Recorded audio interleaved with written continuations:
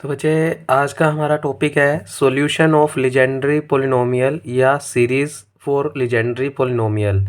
यानी आपको जो मैंने कल की क्लास में लीजेंड्री पोलिनोमियल की इक्वेशन पढ़ाई थी बच्चे, उसको सोल्व करने पर उसका जो आंसर आएगा वो एक सीरीज़ के रूप में आएगा। तो पेपर में वो ये भी बोल सकता है कि लीजेंड्री पोलिनोमियल की सीरीज़ फाइंड आउट करो, या वो ये बोल सकता है लीजेंड्री पोलिनोमियल का सॉल्यूशन फाइंड आउट करो। तो बच्चे कल की क्लास में हमने ये डिफरेंशियल इक्वेशन पढ़ी थी बच्चे लीजेंड्री पोलिनोमियल की, 1 minus x square d two Y by D x square minus 2x D Y by D x plus n plus 1 Y is equal to 0। तो बच्चे आज की क्लास में हम इस इक्वेशन का सॉल्यूशन फाइंड आउट करेंगे और जो सॉल्यूशन आएगा वो एक सीरीज़ के रूप में होगा। अब सबसे पहली बात तो ये होती है कि इसको सोल्व करने पर जो आंसर आएगा वो किस चीज़ की वैल्यू आएगी। तो बच्चे y की वैल्यू आएगी। इस डिफरेंशियल इक्वेशन को सोल्व करोगे तो आंसर क्या आएगा y, और इन टर्म्स ऑफ x। तो बच्चे हमें बस y निकालना है। अब आपने जैसे क्यूबिक इक्वेशन सोल्व करते थे तो hit and trial method use करते हो, यानी आप उस क्यूबिक इक्वेशन का एक रूट डायरेक्ट पुट करके मानते हो कि वो इसको सेटिस्फाई कर रहा है। कुछ ऐसा ही कंसेप्ट बच्चे हम इसमें यूज़ करेंगे। तो मैं इस इक्वेशन में जो y का आंसर निकालना चाहता हूँ वो y मैं पहले खुद ही मान लूँगा कि ये इसका जो सॉल्यूशन y है वो ये कुछ आएगा, फिर उसके थ्रू मैं बस वो सीरीज़ फाइंड आउट कर लूँगा। तो हम इसके अंदर इसको सोल्व करके आंसर नहीं निकाल रहे, हम as a hit and trial method की वजह से इसमें y नाम की जो वैल्यू आनी है वो डायरेक्ट मान लेंगे कि वो इस इक्वेशन का सॉल्यूशन है, और फिर उसकी हेल्प से हम एग्जैक्ट y की वो सीरीज़ वाली वैल्यू फाइंड आउट करेंगे। तो बच्चे इस डिफरेंशियल इक्वेशन में 2 पावर है, तो इसका मतलब इसके कितने आंसर आएंगे 2। तो वो दोनों निकाल के दिखा रहे हैं, और जो pnx वो लिखा हुआ था अपनों ने वैसा कुछ आंसर लाएंगे। तो एग्जैक्ट वो निकाल के तो नहीं दिखा पाएंगे, पर वैसी फॉर्म थोड़ी थोड़ी मैं समझा दूंगा आपको। तो देखो ध्यान से। तो बच्चे पेपर में लिखा आ सकता है लीजेंड्री पोलिनोमियल के लिए आप सीरीज़ फाइंड आउट करो, तो आपको ये आर्टिकल परफॉर्म करना रहेगा। तो इसके लिए आप अपनी गिवन लीजेंड्री पोलिनोमियल इक्वेशन का जो एक सॉल्यूशन है वो डायरेक्ट मान लोगे। तो लेट y बराबर समेशन r इक्वल टू 0 से इन्फिनिटी a के पैरों में r है, और बच्चे x की पावर k माइनस r। तो मैंने जो वो इक्वेशन थी उसका सॉल्यूशन y मैंने इन टर्म्स ऑफ x मान लिया है। वो मानना है समेशन r इक्वल टू 0 से इन्फिनिटी ए आर एक्स की पावर k माइनस r। तो ये सॉल्यूशन हम खुद से लेकर चले, जहाँ पर जब आप r को 0 रखोगे तो पहली टर्म बनेगी बच्चे a के पैरों में 0 यानी a नोट, जिसकी वैल्यू हम अपनी तरफ से क्या मानकर चले हैं, नॉन जीरो। तो ये दो चीज़ें हम अपनी तरफ से लेट करके चले हैं कि इस इक्वेशन का एक सॉल्यूशन इस फॉर्मेट में आने वाला है। अब इसको सिंप्लीफाई करते हैं बच्चे। तो जैसे कि आप देख सकते हैं कि जो आपकी लीजेंड्री डिफरेंशियल इक्वेशन है बच्चे वो ये कुछ है। तो इसमें जो जो चीज़ चाहिए वो रख देते हैं निकाल के। y हमने मान ही लिया है बच्चे, D Y by D x मैं निकाल लेता हूँ, फिर मैं उसका एक बार और डिफ्रेंशिएशन करूँगा तो D two Y by D x square आ जाएगा, और फिर इस इक्वेशन को बुलाकर उसमें ये तीनों वैल्यूज़ मैं रख दूँगा। तो पहला टास्क यही करना है बच्चे। तो आर्टिकल लंबा है पर है कुछ भी नहीं, बस आपको ये एक सॉल्यूशन याद रखना है बच्चे। जैसे आप ये एक सॉल्यूशन याद कर लोगे तो आप इसमें d Y by D x निकालो। तो बच्चे इसका एक्स के रिस्पेक्ट में डिफ्रेंशिएशन, तो वाई का हो गया D Y by D X, summation तो as it is, A R as a constant है एज इट इज़, और एक्स का एक्स के रिस्पेक्ट में बच्चे एक्स की पावर एन का क्या होता है, ये पावर एन आगे आ जाएगी और एक्स की पावर एक कम हो जाएगी। आपने पढ़ा हुआ है एक्स की पावर एन का डिफरेंशिएशन। बच्चे एक्स की पावर एन का डिफरेंशिएशन होता है, मैं बीच में साइड में लिख देता हूँ, एन एक्स की पावर एन माइनस 1। ये आपने डिफरेंशिएशन पढ़ रखा है। तो बच्चे के माइनस आर आगे आ जाएगा और एक्स की पावर हो जाएगी के माइनस आर माइनस 1। तो के माइनस आर माइनस 1, इसको एक अलग से इक्वेशन नंबर दे दिया बच्चे। तो फर्स्ट इक्वेशन तो अपनी वही चल रही है जो सीरीज़ का अपने सॉल्यूशन निकाल रहे हैं। जिस ऊपर अपनों ने वो लीजेंड्री डिफरेंशियल इक्वेशन पढ़ी थी उसको इक्वेशन नंबर 1 दे रखा है, उसी का सॉल्यूशन हम फाइंड आउट कर रहे हैं बच्चे। Again differentiation with respect to x. तो बच्चे हम इस वाले आर्टिकल का एक बार और एक्स के रिस्पेक्ट में डिफरेंशिएशन कर देते हैं।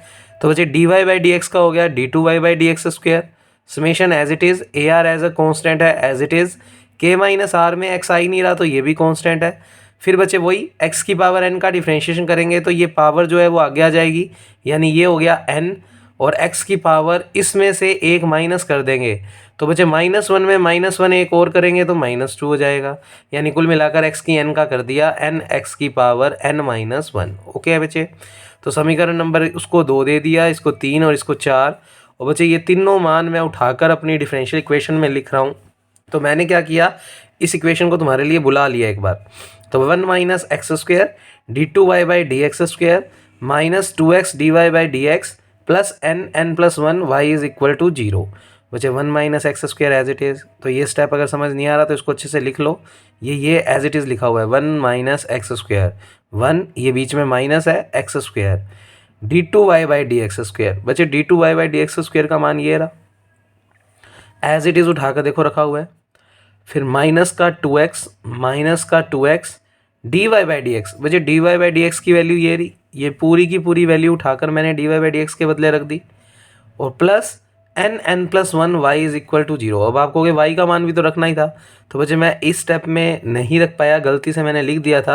अब नोट्स में मैंने कटिंग करना सही नहीं समझा, तो आपको रखना है यहीं पर वाई का मान रखना है, बिल्कुल नेक्स्ट स्टेप में मैंने रखा हुआ है। तो फिलहाल एक बार मैं जैसा समझा रहा हूँ वैसे समझते जाओ। Plus n plus 1 Y is equal to 0। तो पेपर वाले दिन आप एक स्टेप बचा सकते हो, वाई की वैल्यू और पुट कर दोगे, ये जो हमने माननी हुई है बच्चे। और यहाँ याद रखना a0 not equal to 0 consider किया हुआ है, उसका यूज़ करने वाले हैं आगे जाके। तो बच्चे अब इसमें मैंने क्या किया, तो एक तो मैं इस वाले स्टेप में अब अगला जो स्टेप कर रहा हूँ उसमें y की वैल्यू रख दूंगा, तुम इसी में रख देना। फिलहाल साथ साथ मैं एक स्टेप और कैलकुलेट कर रहा हूँ इकट्ठा। तो बच्चे ध्यान से देखें, 1 माइनस एक्स स्क्वेयर, ये दो टर्म्स हैं, एक तो 1 और एक एक्स स्क्वेयर। तो बच्चे 1 इस पूरे स्टेप से मल्टीप्लाई, क्योंकि देखो ये स्टेप इस पूरे के साथ मल्टीप्लाई में है, तो 1 का इस पूरे स्टेप से मल्टीप्लाई करेंगे तो कोई इफेक्ट नहीं आएगा। एज इट इज़ लिखा हुआ है देखो, समेशन ए आर के माइनस आर माइनस 1 एक्स की पावर के माइनस आर माइनस 2। अच्छा फिर ये माइनस है तो माइनस, और बच्चे एक्स स्क्वेयर जब आप इस स्टेप से मल्टीप्लाई करोगे तो ये एक्स की पावर -2 है और ये एक्स की पावर +2 है। बच्चे बेस सेम है, पावरें ऐड हो जाएंगी, तो ये +2 और ये -2 कैंसिल आउट हो जाएगा। तो एक्स की पावर सिर्फ k माइनस आर और बाकी स्टेप एज इट इज़। तो देखो समेशन r बराबर 0 से इन्फिनिटी ए आर के माइनस आर माइनस 1 और एक्स की पावर सोल्व होकर बन गई k माइनस आर। तो ये -2 और ये +2 कैंसिल आउट हो गया, माइनस था इसलिए ये स्टेप माइनस का आ गया। तो ये स्टेप मैंने कर दिया। सेम काम मैं इसमें करूँगा। तो देखो माइनस का 2 तो एज इट इज़ और ये एक्स की पावर 1 है, ये एक्स की -1 से मल्टीप्लाई होगा तो एक्स की 1 और एक्स की -1 आपस में कैंसिल आउट। तो स्टेप क्या बचेगा, समेशन ए आर के माइनस आर और एक्स की पावर सिर्फ k माइनस आर रह जाएगी बच्चे, क्योंकि एक्स की 1 और एक्स की -1 आपस में क्या हो जाएगा, कैंसिल आउट। फिर बच्चे next step plus n plus 1 y मैं फिर से रखना भूल गया था, इसलिए मैंने एज इट इज़ लिख दिया इक्वल टू 0। आप चाहो तो y की वैल्यू यहाँ वो इक्वेशन नंबर 2 में है वो पुट कर सकते हो, जो मैंने अभी नेक्स्ट स्टेप में कर दी है। तो अब ये स्टेप थोड़ा ध्यान से समझना, जब इसके बाद ये स्टेप परफॉर्म कर रहा हूँ। तो बच्चे अगर सोचो आपने यहाँ पर y की वैल्यू रख दी, y की वैल्यू थी समेशन r इक्वल टू 0 से इन्फिनिटी ए आर एक्स की पावर k माइनस आर। तो बच्चे समेशन r बराबर 0 से इन्फिनिटी, y का मान यही है ना, समेशन r बराबर 0 से इन्फिनिटी। और चेक करो सभी स्टेपों में समेशन आ रहा है, तो इन पूरी टर्म में से समेशन क्या आ जाएगा, कॉमन। तो अब ये बात याद रखना कि मैंने y की वैल्यू रख दी है, जो रखी हुई दिखाई हुई है, पर अब वो इस स्टेप में नहीं रखी, इस वजह से आपको कन्फ्यूज़न हो सकता है। तो आप चाहो तो यहाँ पर पहले y की वैल्यू रख लेना, मैं एरो लगा के लिख देता हूँ, तुम पुट कर देना चाहिए यहाँ पर। y की वैल्यू रख दी बच्चे, समेशन r बराबर 0 से इन्फिनिटी ए आर एक्स की पावर k माइनस आर, ये थी y की वैल्यू। तो अब देखो सभी के पास समेशन है तो समेशन कॉमन आ गया, ए आर भी सभी के पास मिल जाएगा, क्योंकि जब y की वैल्यू यहाँ रख दोगे तो ए आर इसके पास भी है, तो ए आर कॉमन आ गया। अंदर और क्या कॉमन आ रहा है बच्चे, और कॉमन निकल जाएगा सभी में से x की पावर k माइनस आर, पर वो नहीं लिया एक बार तो जो डायरेक्ट कॉमन आता हुआ दिख रहा है। तो एक तो समेशन कॉमन आ रहा है और A are, summation A R, तो सभी में से समेशन ए आर कॉमन ले लिया। अंदर देखो क्या बचेगा, k minus R minus 1 X की power k minus R minus 2 minus summation और ए आर तो कॉमन आ चुका है, k minus R minus 1 X की पावर k माइनस आर, फिर माइनस का 2 समेशन और ए आर तो कॉमन आ चुका है, k माइनस आर एक्स की power k minus are plus n plus 1। और देखो y की वैल्यू ये अगर रख दोगे तो ये समेशन ए आर तो कॉमन आ गया, x की पावर सिर्फ क्या बचेगा, k माइनस आर, और बच्चे बराबर में क्या चल रहा है 0। तो आप एक काम कर देना, नोट्स में इस y को हटाकर ये वैल्यू रख देना, ईजिली समझ आ जाएगा कि समेशन और AR क्या आ रहा है बच्चे, कॉमन। अब नेक्स्ट स्टेप देखो बच्चे, समेशन और AR चल ही रहा है, k माइनस r माइनस 1 भी एज इट इज़, ये स्टेप भी एज इट इज़। अब इतने स्टेप में मैंने कुछ कैलकुलेशन परफॉर्म की बच्चे, इतने में लास्ट वाले स्टेप को भी नहीं छेड़ा एक बार। n+1 की k माइनस r देखो एज इट इज़ चल रहा है, इक्वल टू 0 भी एज इट इज़ चल रहा है। और इन दोनों स्टेपों में कैलकुलेशन की, तो बच्चे इन दोनों स्टेपों में अगर कैलकुलेशन करें तो ध्यान से देखें, पहले इन दोनों ब्रैकेट्स को मल्टीप्लाई कर लो। तो माइनस तो चल ही रहा है, ब्रैकेट लगाया, तो मैंने इस माइनस को इंक्लूड नहीं किया मल्टीप्लाई में, तो माइनस को बाहर रखा, अगले स्टेप में कर दूंगा। बच्चे पहले इन दोनों ब्रैकेट्स को सिंपली मल्टीप्लाई कर लो, तो k से मल्टीप्लाई होगा k², k इस माइनस r से होगा तो माइनस का kr, फिर k -1 से होगा माइनस का k, माइनस का r k से होगा माइनस का rk, माइनस का r माइनस r से होगा तो प्लस का r², माइनस का r -1 से होगा तो प्लस का r। तो बच्चे ब्रैकेट क्लोज्ड, x की पावर k - r चल ही रहा है, फिर इस माइनस को एज इट इज़ और 2 का अंदर मल्टीप्लाई कर दो तो 2k - 2r, x की पावर k - r, और ये step as it is equal to 0। तो आप कुछ स्टेप बीच में से स्किप कर सकते हो, मैंने बिल्कुल आराम से एक एक स्टेप की कैलकुलेशन की जिससे आपको पूरा आर्टिकल तरीके से समझ आ जाए। तो कुछ नहीं है अभी तक, y बस एक सॉल्यूशन माना था, dy/dx निकाला, d2y/dx² निकाला, कल जो हमने इक्वेशन याद की थी उसको बुलाया, उसमें d2y/dx², dy/dx और y की वैल्यू पुट कर दी, पूरे स्टेप में से समेशन और AR कॉमन आ रहा था, ले लिया, और फिर तो ब्रैकेट्स को सिंपली मल्टीप्लाई किया और कुछ नहीं किया। अब इन 3 स्टेपों में देखो x की k - r कॉमन, देखो इसमें पावर अलग है, x की पावर k - r - 2 है, तो इसको अभी तक परफॉर्म में नहीं कर रहे। तो देखो ये समेशन AR तो पूरे में से कॉमन निकल ही रखा है ऑलरेडी, और ये स्टेप में हम कैलकुलेशन कर नहीं रहे तो मैंने ब्रैकेट लगा दिया अलग से, और इन सब में से कॉमन आ रही है x की पावर k - r, x की पावर k - r, x की पावर k - r। तो देखो मैंने ब्रैकेट लगाया और x की पावर k - r क्या ले ली, कॉमन, इक्वल टू 0 चल ही रहा है। अब बाकी जो स्टेप बचता है उसको लिखो, तो देखो मैंने यहाँ पर तो लिख दिया प्लस जानबूझ के, और माइनस अंदर कर दिया तो सारे निशान चेंज हो जाएंगे, -k²। अच्छा ये माइनस माइनस क्या हो गया प्लस, ये भी माइनस माइनस क्या हो गया प्लस, KR और RK तो एक ही बात है, तो बच्चे क्योंकि 2×3 या 3×2 तो एक ही बात होती है, तो बच्चे ये दोनों स्टेप ऐड हो गए। तो और क्योंकि माइनस अंदर भेज दिया था तो माइनस माइनस प्लस हो गए स्टेप, दोनों ही प्लस के हैं तो प्लस का 2RK हो गया, एक जैसे थे जुड़ गए। अच्छा ये -k भी प्लस का हो गया, निशान चेंज हो गया इसका भी, प्लस का r² भी इस माइनस से मल्टीप्लाई होकर -r², और प्लस r भी -r। क्लियर है बच्चे? ऐसे ही ये वाला माइनस भी अंदर कर दो तो क्या बनेगा, माइनस का 2k और माइनस माइनस प्लस, तो प्लस का 2r, और बच्चे प्लस का n² और प्लस का n। कई बच्चे गलती क्या कर बैठते हैं, सर ये माइनस, अरे ये माइनस तो सिर्फ इस ब्रैकेट के साथ है तो सिर्फ इतने इतने के निशान चेंज होंगे, और ऐसे ये माइनस इसके साथ भेजोगे तो इसके निशान चेंज हो जाएंगे, पर इधर तो प्लस है, इधर कोई निशान चेंज नहीं होगा। तो ये स्टेप बड़े आराम से किया, और जिन 3 में से कुछ कॉमन आ रहा था वो 3 स्टेप एक साथ कर दिए, इसमें से कुछ कॉमन नहीं आ रहा था तो इसको एज इट इज़ रखा। अब बच्चे नेक्स्ट स्टेप, ये स्टेप पे तो पूरे में से कॉमन आ रखा है, इसको अलग ही पढ़ा रहने दिया। अच्छा ये स्टेप एज इट इज़ चलने दो, और यहाँ कैलकुलेशन कर रहे हैं तो देखो प्लस एज इट इज़। अब अच्छा यहाँ थोड़ा तरीके से परफॉर्म किया मैंने, देखो इस n² को लिख दिया पहले, और बच्चे मैंने टिक किए हैं कुछ स्टेप, वो आपस में जुड़ रहे हैं या घट रहे हैं, देखो ध्यान से, माइनस का r और प्लस का 2r, बच्चे 2r में से माइनस का r जाएगा तो प्लस का r बचेगा, तो याद रखना जो स्टेप टिक हैं वो प्लस का r बचा चुके हैं। अच्छा ऐसे ही k और -2k आपस में सोल्व होकर माइनस के 2k में से प्लस का k जाएगा तो माइनस का k बचेगा। क्लियर है बच्चे? अब ये स्टेप थोड़ा सा तरीके से समझना बच्चों।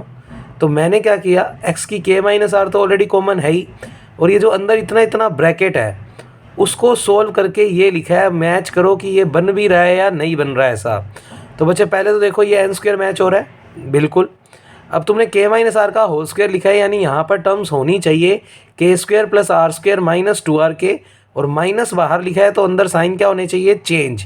तो बच्चे देखो k² वो माइनस का आना चाहिए, बिल्कुल आ रहा है। अच्छा a - b के होल स्क्वायर में प्लस का b² होता है तो r² और बाहर माइनस है, तो बच्चे माइनस का r² भी दिखना चाहिए कहीं, ये रहा बिल्कुल है। और बच्चे इस वाले में a - b का होल स्क्वायर खोलोगे तो माइनस का 2rk और माइनस माइनस प्लस, तो प्लस का 2r बिल्कुल आ रहा है। यानी कुल मिलाकर मैंने क्या किया, मैं आपके लिए अब यहाँ टिक करता हूँ, मैं डॉट्स लगा रहा हूँ और ध्यान से देखना, जिन जिन पे डॉट लगा रहा हूँ इन्होंने मिलकर बच्चे मेरे लिए k माइनस आर का क्या बना दिया, होल स्क्वायर, और बाहर मैंने माइनस लिख दिया जिससे वो निशान सारे एडजस्ट हो जाएंगे। क्लियर है? तो आप भी अपनी कॉपी में इन तीनों के ऊपर डॉट लगा लेना बच्चे, बड़े आसानी से आपको ये 3 स्टेपों से बात समझ आ जाएगी। तो वापस ये एन स्क्वायर तो एज इट इज़ माइनस लगाया, और ये तीनों स्टेप्स ने मिलकर मेरे लिए k माइनस आर का होल स्क्वायर बना दिया। अब बचे हुए स्टेप देख लेते हैं। बचे प्लस का तो n बचा हुआ है, ठीक है, और ये सोल्व होकर बन चुका था माइनस k, और ये स्टेप सोल्व होकर बन चुका है प्लस का r। तो बच्चे मैंने माइनस ले लिया कॉमन, अंदर लिख दिया k माइनस आर। अब देखो माइनस का k और प्लस का r, तो सारे स्टेप सोल्व हो गए, ऐसा कुछ बन गया।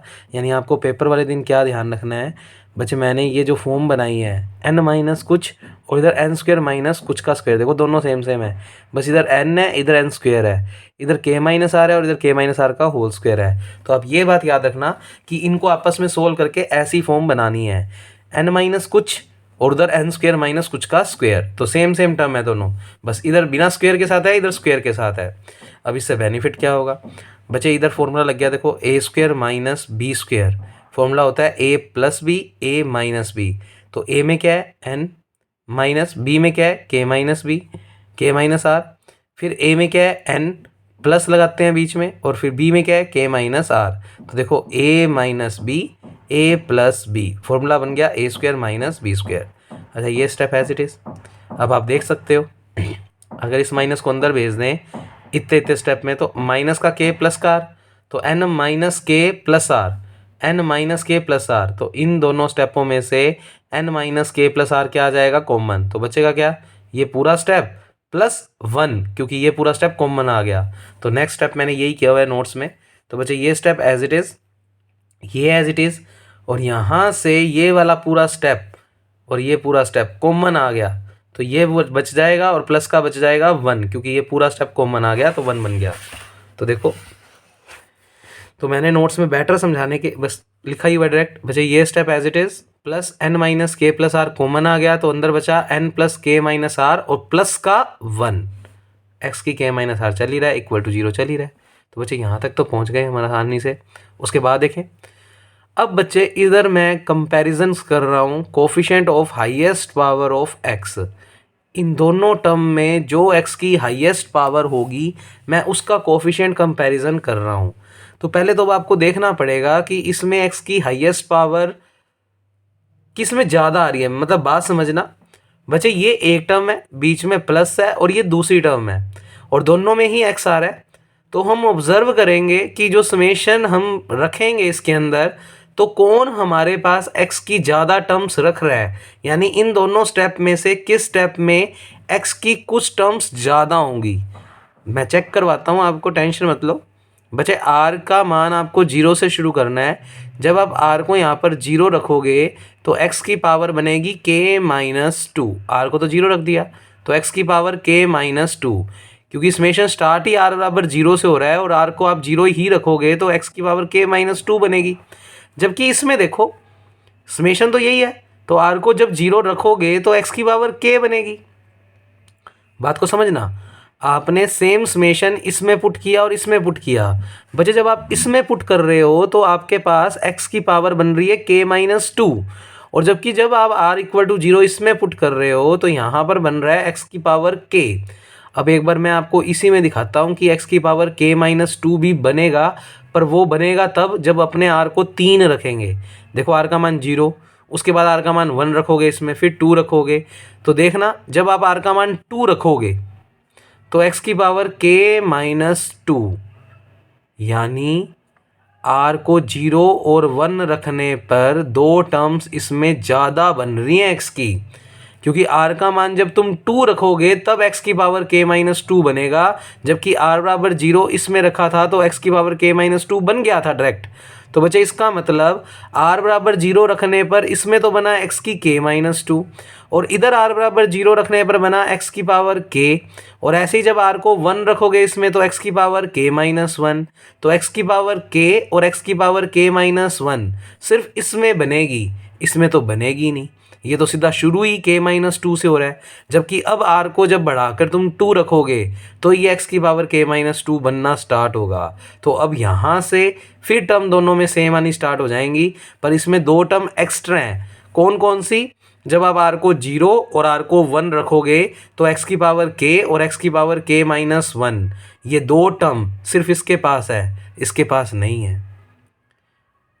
फिर उसके बाद सेम सेम आने लग जाएगी। जैसे ही r को 2 रखोगे तो ये तो x की पावर k माइनस 2 और इधर r को 0 रखोगे तो x की पावर k माइनस 2, दोनों में टेम सम बन गई।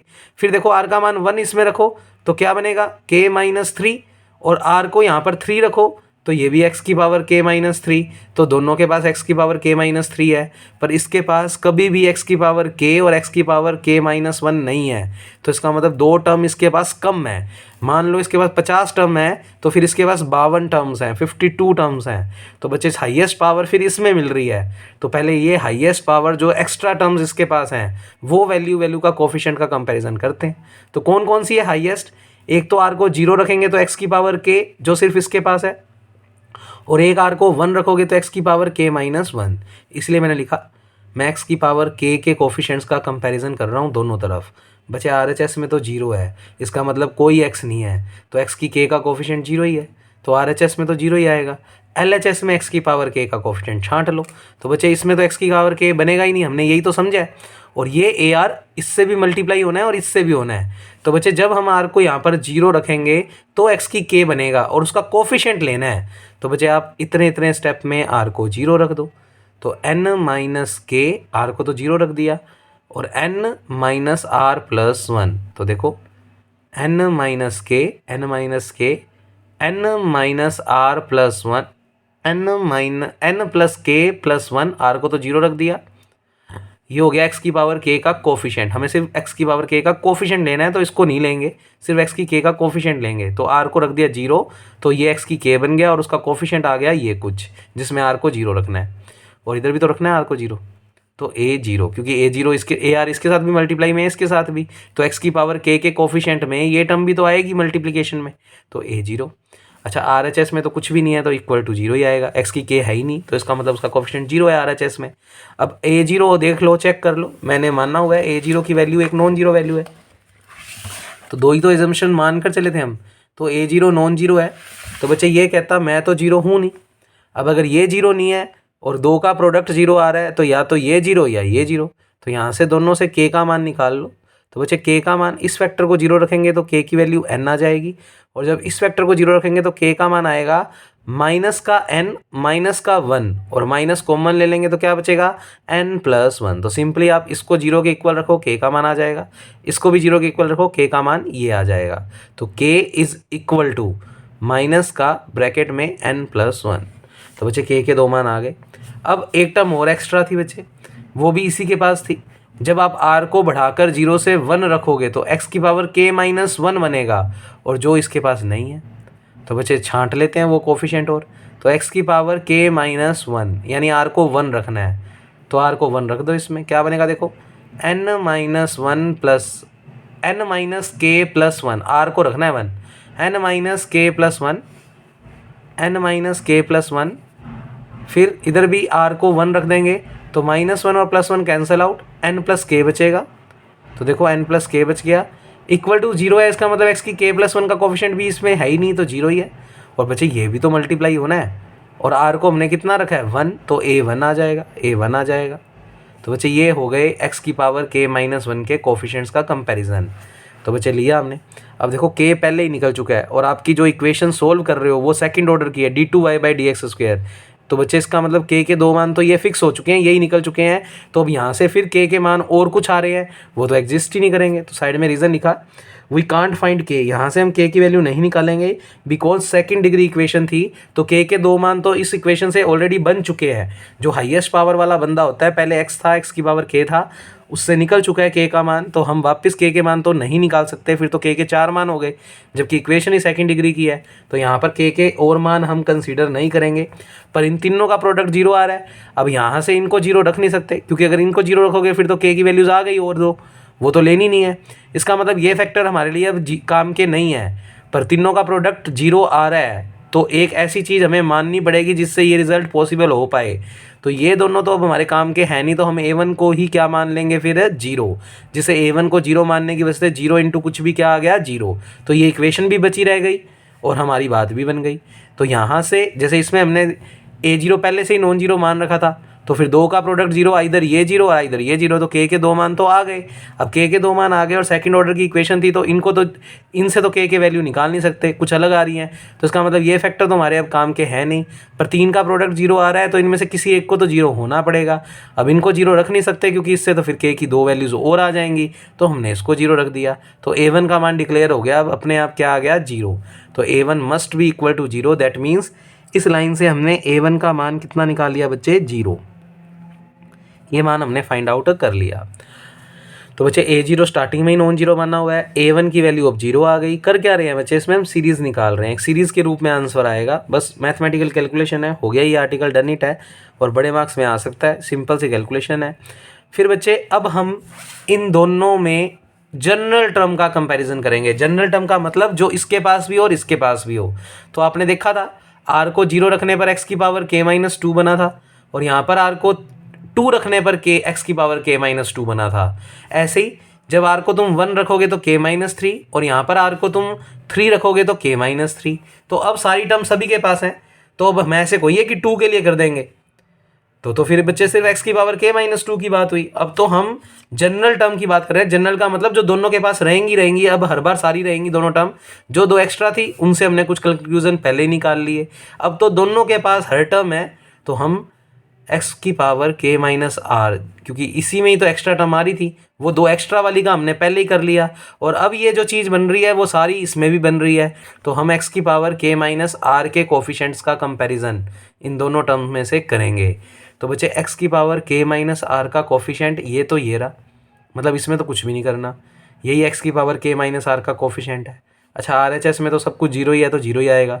इसमें भी x की पावर k-r बनानी है, तो r को ऐसा क्या पुट करें जिससे ये वाली चीज़ x की पावर k-r बन जाए। तो बच्चे ध्यान से, कई बच्चे सोचते हैं r को 0 रख दो तो k-2 बनेगा। मेरे को तो x की पावर k-r बनाना है, और रखना किसको है r को, क्योंकि समेशन r के ऊपर है। तो r की वैल्यू मैं रखूँगा बच्चे r+2। अब सोचो तुम r की जगह अगर r+2 रखोगे, तो मैं ये ऊपर लिख के दिखा रहा हूँ स्टेप, x की पावर k-r की जगह तुमने रखा r+2, बच्चे माइनस का 2 चल ही रहा है, माइनस को अंदर भेजेंगे तो देखो क्या बनेगा, x की पावर k-r -2, और ये -2 चल ही रहा है, सॉरी r-2 रख दो, r की जगह r-2, तो माइनस का r और माइनस माइनस प्लस, और ये माइनस का 2 चल ही रहा है। बचे 2 से 2 क्या हो गया, कैंसिल आउट। x की पावर क्या बचेगी k-r। तो इसमें से x की पावर k-r का कोफिशिएंट अगर निकालना है, तो आपको r की जगह क्या रखना पड़ेगा r-2। तो इधर भी r की जगह r-2, तो बाहर माइनस है तो निशान चेंज हो जाएंगे, इधर भी r की जगह r-2, माइनस है तो इतने इतने स्टेप में निशान चेंज हो जाएंगे, ये -1 पड़ा रहेगा, और इधर भी ar में r की जगह क्या रखोगे r-2। जबकि इधर x की पावर k-r के लिए r को कुछ नहीं पुट करना, तो ये पूरा कोफिशिएंट आ जाएगा और साथ में आ जाएगा ar, और इक्वल टू में 0 है तो 0 ही आएगा। तो देखो ये स्टेप मैंने करके दिखाया हुआ है। तो अब हम कर रहे हैं जनरल टर्म का कंपैरिजन जो दोनों के पास होंगी। अब उसमें तो x की -2, x-2, x-3, x-3 ऐसे कई सारी तो लिख नहीं सकते। तो बच्चे अब हम सीधा कह देंगे कि अब ये वाली जो भी चीज़ बनेगी वो इसके पास भी बनेगी। तो x की पावर k-r के कोफिशिएंट्स का कंपैरिजन कर लिया, तो इधर से x की पावर k-r बनाने के लिए r को रखना पड़ेगा r-2। तो इधर ar-2, देखो ar-2, इस r की जगह r-2 रखेंगे तो माइनस की वजह से निशान चेंज, तो -r+2, तो k-r+2। इधर भी r की जगह r-2 रखोगे और बाहर माइनस है तो निशान चेंज हो जाएगा, तो k-r+2, और +2 में -1 करेंगे तो बच्चे बचेगा +1, तो k-r+1। तो आप आराम से रख के देखना, बिल्कुल बन जाएगा। और कोफिशिएंट ले रहे हैं तो ये टर्म इंक्लूड नहीं करेंगे, तो ये एक्स की पावर k-2 k-r बन चुका है और उसका कोफिशिएंट ये कुछ बन चुका है, वो ले लिया हमने। अच्छा प्लस का स्टेप है तो प्लस, फिर ए आर तो आएगा ही आएगा क्योंकि इसमें तो कुछ भी पुट नहीं करना आर को, क्योंकि ये डायरेक्ट एक्स की ए k-r का कोफिशिएंट ही है।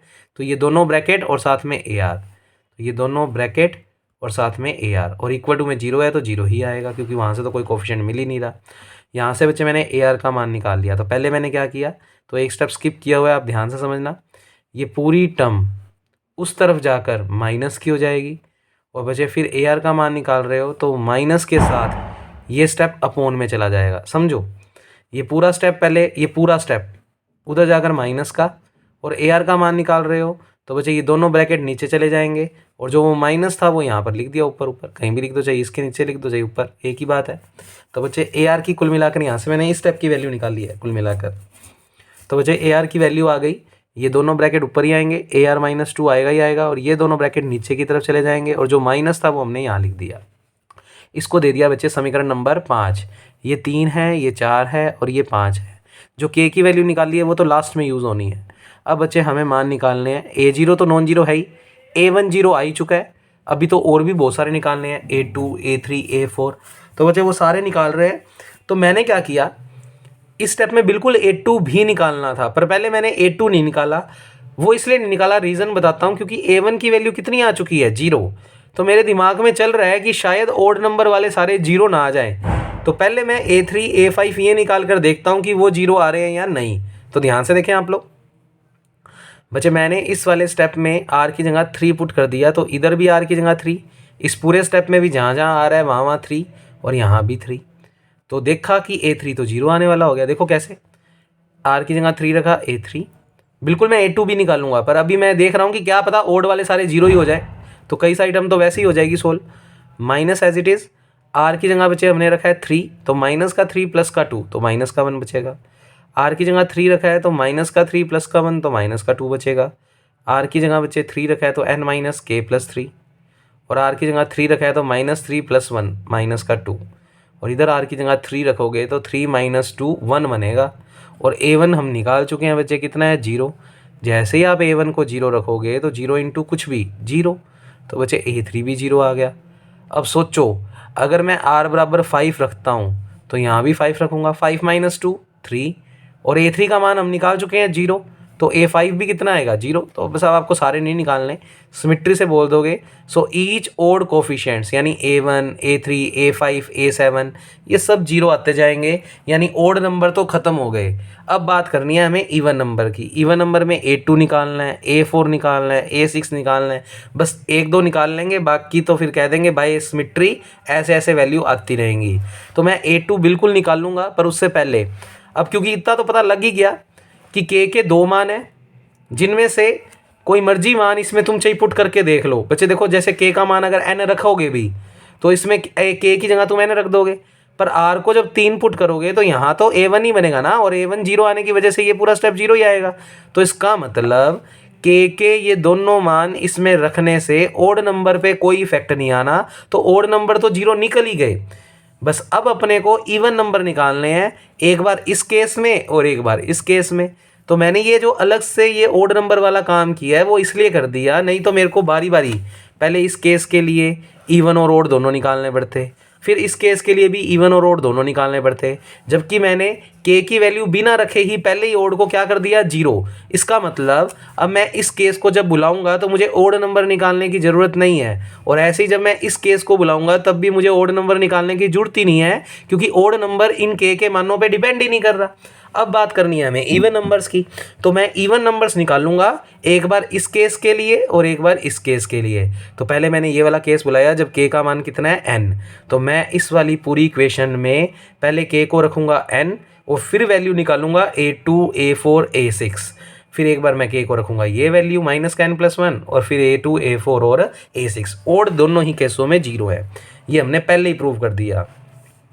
तो बच्चे केस 1 जब के को क्या पुट करेंगे, n, तो बच्चे मैं आपको रखा हुआ दिखाता हूँ। इसमें आपने के की जगह सारों में क्या रख दिया, n, तो देखो माइनस चल ही रहा है, माइनस चल ही रहा है, के की जगह n माइनस का r प्लस 2, ऐसे ही के की जगह एन रखेंगे तो n minus are plus one, upon में भी बचे एन की जगह अगर के रखें, के की जगह एन रखेंगे तो एन से एन कट जाएगा, क्या बचेगा आर। इधर भी के की जगह एन रखेंगे तो N plus N, two N minus are plus one, two N minus are plus one, A की पावर चल रही है आर माइनस टू। अब निकालो इवन नंबर तो मैंने लिखा। अब आप एक बार आर को 2 रखेंगे, एक बार 4 और एक बार 6, तो आपको A2 A4 A6 की वैल्यूज़ मिलने लग जाएगी। तो पहले तो आर को 2 रखो तो ये बनेगा A2। इस पूरे में भी आर को 2 बचे, आर को 2 रखेंगे तो 2 से 2 कट जाएगा, क्या बचेगा n। इधर आर को 2 रखेंगे तो ये बनेगा n माइनस 2 प्लस 1 माइनस 1। इधर आर को 2 रखेंगे तो ये बन जाएगा, और इधर आर को 2 रखेंगे तो माइनस 2 प्लस 1 क्या होता है बच्चे, माइनस का 1। और इधर भी आर को 2 रखेंगे तो 2 माइनस 2 0।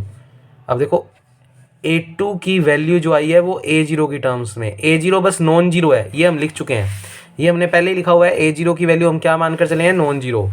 तो बच्चे बस इसका मतलब जो इवन नंबर आए हैं वो A0 की टर्म्स में आया है, A2 जो आया है वो A0 की टर्म्स में कोई ना कोई वैल्यू आई है। आ गई बच्चे।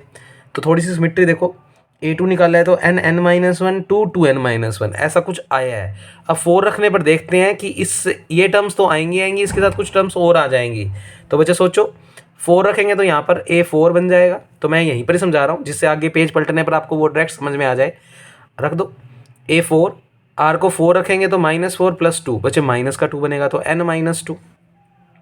आर को 4 रखेंगे तो n माइनस 3, आर को 4 रखेंगे तो ये 4, और यहाँ पर आर को 4 रखेंगे तो 2n माइनस 3। तो बच्चे ये वाली चीज़ बन जाएगी, मैं डायरेक्ट बोलता हूँ क्या बचेगी बच्चे, ये बचेगा आर को 4 रखने पर n minus 2, n minus 3, 4, 2n minus 3, और यहाँ पर आर को 4 रखेंगे तो A2 आएगा।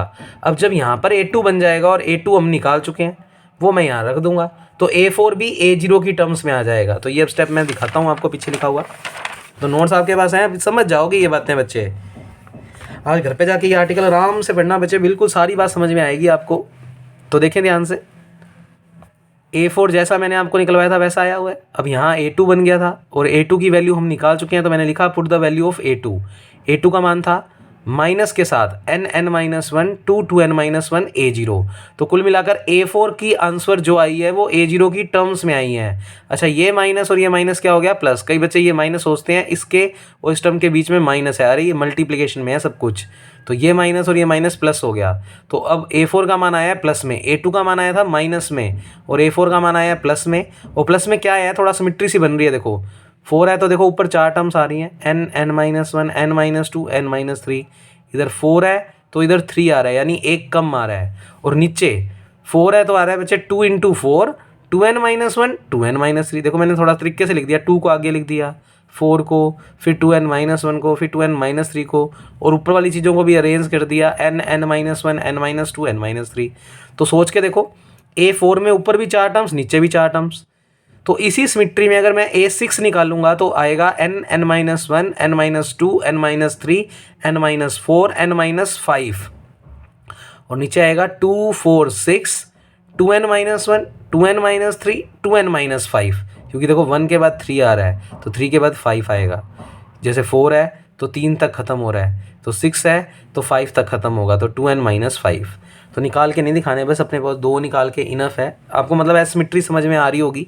तो बच्चे substituting these coefficient in y, अब आपने जो सॉल्यूशन माना था वो यही माना था, तो आपने इसको बुला लिया पहले, y बराबर समेशन r बराबर 0 से इन्फिनिटी AR x की पावर k माइनस r।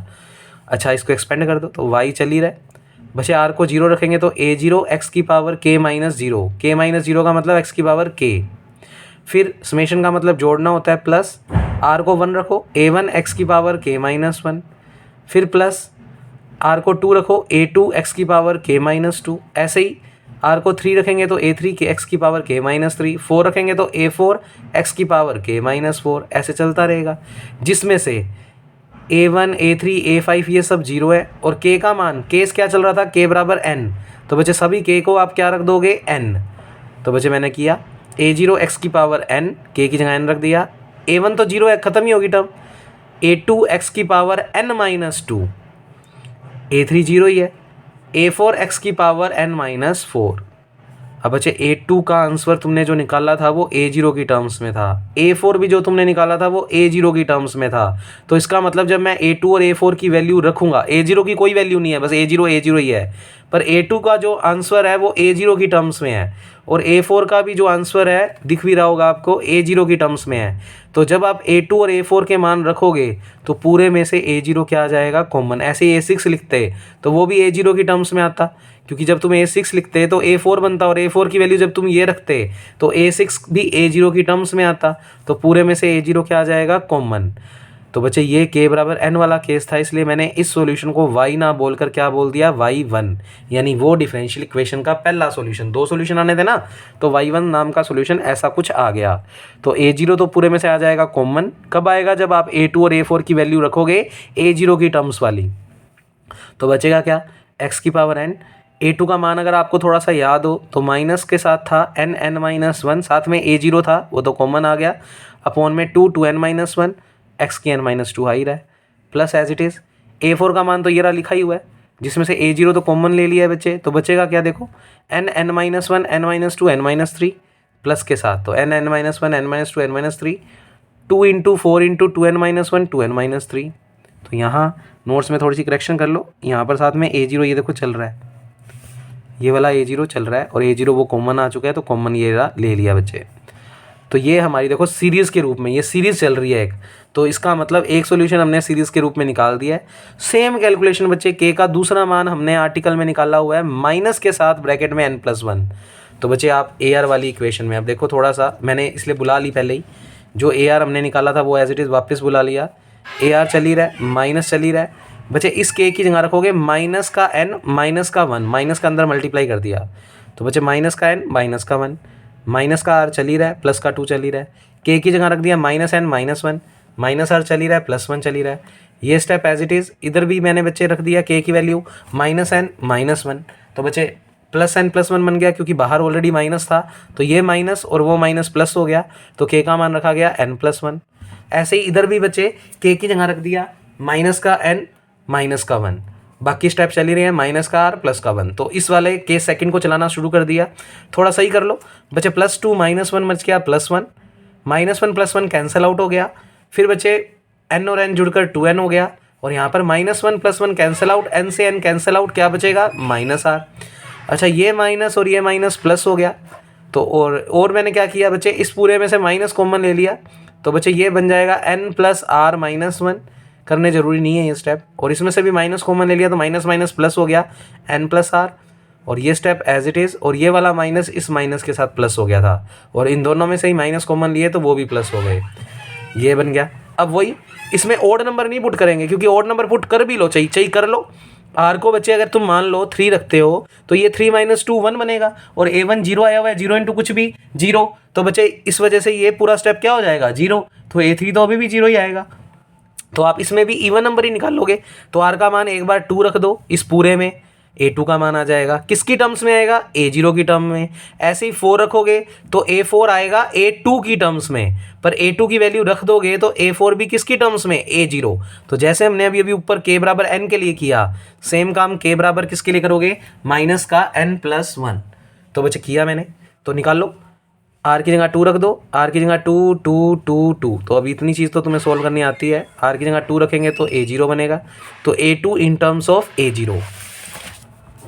फिर r की जगह 4 रख देना उस वाले में, तो a4 आएगा a2 की टर्म्स में, और a2 की वैल्यू जो अभी अभी निकाली है वो यहाँ रख देना, तो a4 भी किसकी टर्म्स में, a0 की टर्म्स में। देखो एक सिमेट्री बन रही है, n+1 n+2 n+3 n+4। जब हमने k बराबर n वाला केस किया था तो a4 के मान में था n n-1 n-2 n-3, पर जब हमने -n+1 रखा k की वैल्यू, तो ये कोई सिमेट्री आ रही है।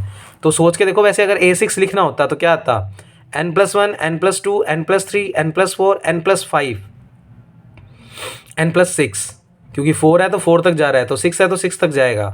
ऐसे ही 4 है तो 2 × 4, तो 6 होता तो 2 × 4 × 6, a4 है तो 2n+3 2n+5, 4 है तो एक ज़्यादा आ रहा है, तो 6 होएगा तो क्या आएगा, 2n+3 2n+5 2n+6, इस तरीके से आती जाएंगी बच्चे टर्म, सॉरी 2n+7 और a0। ठीक है बच्चे, तो वो निकाल के दिखाने की जरूरत नहीं है वैसे। फिर आपने जो सॉल्यूशन मानना हुआ था वो बुला लिया, वही आर को पहले 0 रखो तो a0 x की पावर k, फिर समेशन का मतलब जोड़ना, आर को 1 रखेंगे तो a1 x की पावर k माइनस 1, ऐसे आर को 2 रखेंगे तो a2 k माइनस 2, 3 रखेंगे तो ये टर्म, 4 रखेंगे तो ये टर्म, प्लस सीरीज़ है चलती रहेगी क्योंकि इन्फिनिटी तक जा रहा है, तो ये भी आंसर एक सीरीज़ के रूप में आने वाला है। a1 a3 a5 तो सभी के लिए 0 ही है, यानी ओड नंबर तो सभी में ही 0 है। और बचे a0 पता ही नहीं क्या है, बस एक नॉन जीरो वैल्यू है। a2 a0 की टर्म्स में है, a4 भी a0 की टर्म्स में है। तो अब की बार ये वाला a4 और जो हमने पीछे पीछे अभी निकाला है a2, इसी वाले केस सेकंड के अंदर ये वाला उठा के रख दोगे बच्चे आप। तो बच्चे जब आप a2 और a4 के मान a0 की टर्म्स वाले रखोगे तो a0 पूरे में से क्या आ जाएगा, कॉमन, और k की वैल्यू इस केस में है माइनस का n+1, तो देखो माइनस अंदर भेज देंगे तो -n-1, तो ये देखो x की पावर क्या बनेगी, -n-1। a2 का मान a0 की टर्म्स में रखेंगे तो a0 तो कॉमन आ गया, और a2 का मान तुमने इस केस में निकाला है n+1 n+2 2 2n+3, और बच्चे k की जगह हमने रखा है माइनस का n+1, तो माइनस का n माइनस का 1 और माइनस का 2, माइनस का 1 माइनस का 2 क्या बन जाएगा, माइनस का 3। तो ये बना देना बच्चे, ये मैंने थोड़ा सा गलत लिखा हुआ है यहाँ पे, k नहीं आएगा, k की तो वैल्यू रखनी है, तो इसमें रखी नहीं उसने, इसमें तुम रख देना k का मान माइनस का n+1, इधर भी k का मान रख देना माइनस का n+1, और इस वाले सॉल्यूशन इस वाली सीरीज़ को आंसर को नाम दे देना y2। तो बच्चे जो एक y1 है वो हमारा एज अ pnx हो गया, और जो y2 है वो हमारा एज अ क्या हो गया, qnx। हमें qn से इस पूरे चैप्टर में लेना देना नहीं है, हमें सारा काम pnx पे करना है। तो मैं एक बार दिखाता हूँ तुम्हें कि pnx जो था, जो तुमने फॉर्मूला आज याद किया था कल की वीडियो में, वो इससे लगभग बन रहा है, बस पूरा इसलिए नहीं बन रहा क्योंकि a0 की वैल्यू हमें फ़िलहाल नहीं पता, तो मैं वो दिखा रहा हूँ कि वो सीरीज़ बन रही है बिल्कुल। बच्चे मैं दिखाता हूँ एक बार, एक स्टेप दिखाता हूँ आपको मैं।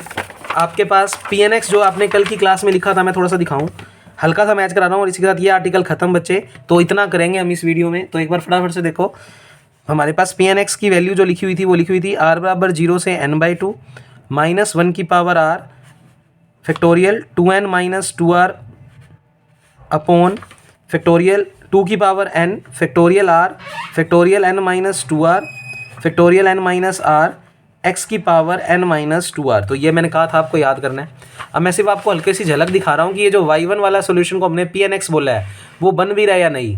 तो थोड़ा सा ऑब्जर्व करो बच्चे, पहले केस में r को तो 0 रखना है, तो -1 की 0 क्या होएगा, 1। r को पहले स्टेप में तो 0 रखना है ना, तो ये तो 1 बन गया। r को 0 ही रख दिया तो क्या बचेगा बच्चे, 2n फैक्टोरियल। इधर r को 0 रखेंगे तो x की पावर क्या बनेगा, n। इधर r को 0 रखेंगे तो क्या बचेगा, फैक्टोरियल n। इधर r को 0 रखेंगे तो क्या बचेगा, फैक्टोरियल n। और इधर r को 0 रखेंगे तो क्या बनेगा, फैक्टोरियल 0। तो ध्यान से समझना बच्चे, पहली टर्म निकाल के दिखा रहा हूँ, थोड़ी थोड़ी कोशिश कर रहा हूँ, क्योंकि a0 बाकी सब कुछ आएगा जो हमारे पास नहीं बना। तो आप तो हल्का सा ऑब्जर्व कर सकते हो बस कि वैसी कुछ फॉर्म्स बनने वाली हैं बच्चे। तो अगर आप इस पूरे स्टेप में r को 0 कंसीडर करते हैं बच्चे, तो x की पावर देखो n, x की पावर n आ रहा है, और बच्चे r को 0 रख दिया तो हमारे पास, तो बच्चे देखें पूरा मान तो नहीं निकाल पाएंगे पर हल्का सा अपने कंसीडर कर सकते हैं कि बिल्कुल आता हुआ दिखेगा आपको। तो बच्चे x की पावर n आती हुई दिख रही है ना आपको, r का मान 0 रखेंगे तो x की पावर n मिल रही है, और बाकी जो भी चीज़ बच रही है बच्चे, जैसे r को 0 रख दिया तो 2n फैक्टोरियल बच गया, इधर 2 की पावर n बच गया, n माइनस सिर्फ फैक्टोरियल n बच गया, r को तो 0 रख दिया, फैक्टोरियल n बच गया। तो ये सारा किसकी वैल्यू है बच्चे, a0, क्योंकि देखो a0 इसके साथ मल्टीप्लाई में आना है। अब अगली टर्म और थोड़ी सी दिखाता हूँ, a0 हमें नहीं पता कितना आने वाला है, वो इतना ही आने वाला है जो मैंने आपको दिखाया है। अब r का मान जैसे ही 1 रखोगे तो पहले समेशन है तो जोड़ने का निशान यानी प्लस का निशान लगाओगे, तो यहाँ पर माइनस भले ही है इंडिविजुअल, यहाँ पर प्लस भी तो है, और ये पूरी टर्म ऐसे चल रही है। तो बच्चे अब देखो साथ में r को अगर 1 रखेंगे तो -1 की 1, उस वजह से -1 हो गया, तो ये स्टेप देखो माइनस का आ गया। फिर r की जगह 1 रखेंगे तो x की पावर n - 2, ये देखो आ रही है x की पावर n - 2। फिर r को 1 रखेंगे तो 2n फैक्टोरियल -2, r को 1 रखेंगे तो फैक्टोरियल 1 जो कि 1 ही होता है। अच्छा 2 की पावर 1, अब देखो 2 भी दिख गया तुम्हें, 2 की पावर 1 नहीं है ना ये। फिर r को 1 रखेंगे तो ये बनेगा देखो n-1, और r को 1 रखेंगे तो ये बनेगा n-2। तो बच्चे अब देखो ये जो बचा हुआ है आपके पास n-1 n2n-1, वो इस a0 की वैल्यू में चला जाएगा। तो मैं तो सिर्फ थोड़ा सा मैच करवा रहा हूँ कि इस वाली चीज़, क्योंकि हमने इस y1 वाले 1 सॉल्यूशन को पी एन एक्स बोला है, और जो हमने अभी के का दूसरे केस के लिए मान निकाला है वो क्यू एन एक्स है। क्यू एन एक्स की बात तो करनी नहीं, तो थोड़ा सा मैंने ये दिखाया है कि ये फॉर्मूला इसी को देखकर बनाया गया है, तो इस चीज़ को उसने ये लिख दिया जिसमें A0 की वैल्यू वो आएगी जो हमने अभी तक फाइंड आउट नहीं की हुई है। तो ये हल्का सा ऐसे था बच्चे, सीरीज़ के रूप में एक्सप्रेस करना, इसको आज घर पे अच्छे से पढ़ना। तो ये आर्टिकल अपना डन है। तो बच्चे कल की क्लास में हम कुछ और इंपॉर्टेंट बातें करेंगे। तो यहाँ तक ये आर्टिकल कंप्लीट होता है। तो पेपर में अगर आता है लीजेंड्री पोलिनोमियल को सीरीज़ के रूप में लिखो, तो आपको इस तरीके से ये आर्टिकल परफॉर्म करके आना है। मुश्किल बिल्कुल भी नहीं था। समरी के रूप में बताऊँ तो आपने पहले बस एक वाई नाम का सोल्यूशन मानना है, समेशन आर बराबर 0 से इन्फिनिटी ए आर एक्स की पावर के माइनस आर, जहाँ पर A0 को आपको मानकर चलना है नॉन जीरो।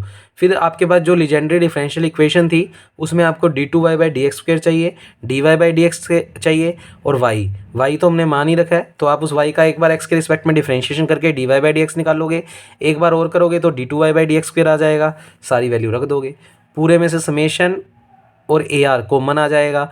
लास्ट के जो 3 टर्म्स हैं उनमें से x की power k minus R common आ जाएगा, और अंदर वाले ब्रैकेट को बस इस तरीके से सोल्व करना कि n² minus k minus r का whole square plus n minus k minus r ऐसा बन जाए, जिससे पहले वाले स्टेप में जो n² minus k minus r का होल स्क्वायर है वो a² माइनस b² की प्रॉपर्टी लगाकर a plus b a minus b बन जाए।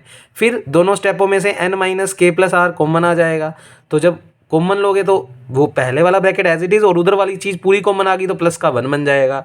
फिर जो 2 टर्म्स बनी है उनमें से आपको हाईएस्ट कोफिशिएंट जिनमें 2 एक्स्ट्रा हैं उनके कंपैरिजन करोगे, तो आपने एक तो x की k का किया जो दूसरी टर्म के पास था सिर्फ, और एक x की k-1 वो भी सिर्फ दूसरी टर्म के पास था। जब उनका कंपैरिजन किया तो पहले वाले जब x की k का कंपैरिजन किया तो k के 2 मान मिल गए। अब दूसरी वाली का जब कंपैरिजन किया x की k-1 का तो k के 2 मान और आने लग गए, पर वो तो हम लेंगे नहीं क्योंकि सेकंड ऑर्डर की इक्वेशन थी, तो फिर हमें a1 को ही 0 लेट करना पड़ा, जिससे वो इक्वेशन भी बनी रहे और दिक्कत भी ना हो। अब a1 0 आ चुका है और k के 2 मान भी आ चुके हैं। फिर हमने क्या किया, उन दोनों टर्म में जनरल टर्म का कंपैरिजन किया, और जनरल टर्म का मतलब जो दोनों के पास हो। तो x की k माइनस आर से अब सारी टर्म सारों के पास होगी, तो x की k माइनस आर जो कि सेकंड टर्म में दिख रहा था डायरेक्ट कोफिशिएंट, पर पहले में x की k माइनस आर बनाने के लिए r को r-2 रखना पड़ा। कोफिशिएंट्स के कंपैरिजन कर लिए, वहाँ से आपको AR-2 की टर्म में एक आंसर मिला। फिर उसमें आपने पहले ओड नंबर रखे, सारे ही 0 हो गए, तो इसका मतलब k का मान जो 2 निकले हैं वो दोनों केसों में ओड नंबर वाली कैलकुलेशन करने की ज़रूरत नहीं है। अब आप एक बार k को n पुट कर दो उसमें, और फिर r को 2, 4, 6, तो A2, A4, A6 आ जाएगा। फिर जो सॉल्यूशन आपने स्टार्टिंग में माना था उसको बुलाओगे, उसमें समेशन यानी आर को 0, 1, 2, 3 रख के खोल दोगे, A1, A3, A5 तो सभी में 0 हैं, और A0, A2, A4 के मान रख दोगे। A2, A4 के मान हमेशा A0 की टर्म्स में आएंगे, तो A0 पूरे में से कॉमन आ जाएगा। जब k का मान n रखा था तो उसको y1 सॉल्यूशन बोल देना, और जब k का मान -n+1 रखा तो उसको y2, और जो y1 है वो एज अ Pnx है, और जो y2 है वो एज अ Qnx है। और थोड़ा सा मैंने आपको Pnx बना के दिखाया उसमें कि वही टर्म्स x की n-2 ये दिख रही है, और बाकी सब कुछ A0 में एडजस्ट हो जाएगा। तो बच्चे A0 का क्योंकि मान हम निकाल नहीं पाए हैं इसलिए हमें नहीं पता कि वो एग्जैक्टली बन रहा है या नहीं, पर बिल्कुल ये जो चीज़ है वो Pnx को रिप्रेजेंट कर रही है, ये लिख लो बच्चे। तो यही चीज़ बिल्कुल रिप्रेजेंट कर रही है बच्चे Pnx की वैल्यू को। तो बच्चे इतना पढ़कर आओगे तो वीडियोज़ आ जाती रहेंगे आपके पास, और आप कंटिन्यू करते रहेंगे तैयारी। ओके बच्चों, थैंक यू।